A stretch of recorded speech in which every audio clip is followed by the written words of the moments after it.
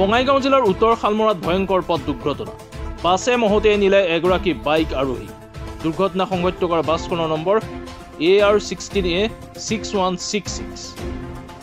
আনহাতে AS19EU 3793 নম্বৰৰ bike আৰোহীগৰাকীক সংকটজনক অৱস্থাত আৰক্ষীয়ে উদ্ধাৰ কৰি বঙাইগাঁও চিভিল হস্পিটেললৈ প্ৰেৰণ কৰে যদিও চিকিৎসাধীন অৱস্থাতে মৃত্যু ঘটে বাইক আৰোহীগৰাকী।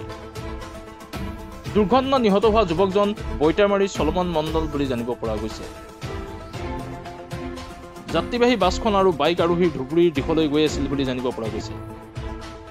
পুনৰবাৰ জনাইছো, ধুবুৰী জিলাৰ উত্তৰ শালমৰাত ভয়ংকৰ পথ দুৰ্ঘটনা। বাছে মহতিয়াই নিলে এগৰাকী বাইক আৰোহীক। দুৰ্ঘটনাগ্ৰস্তৰ বাছখনৰ নম্বৰ AR16A 6166।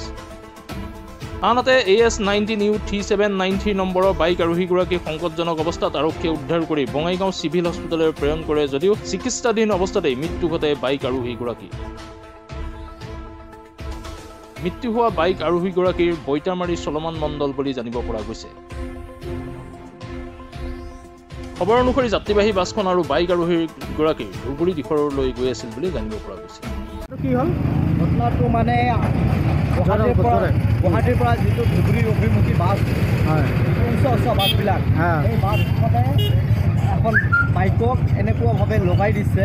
মানে বাইকখন আপোনালোকে ফটোত চাব, বহুত ভিতৰত সোমাই গৈছে বাইকখন।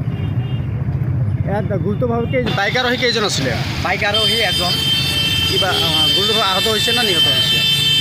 আহত অৱস্থাত আছে বুলি অলপ বুজা পালোঁ।